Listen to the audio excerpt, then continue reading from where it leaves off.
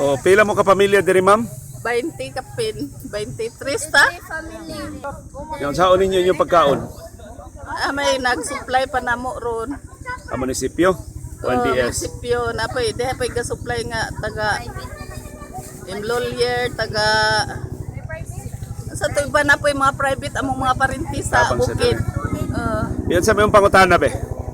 Ana among lugar basta dako. Di ba kuya og mubalik mi didto ka ang mga yuta bitaw pagkahitabo atong March 15 mibuton sa nang gawas ang mga tubig.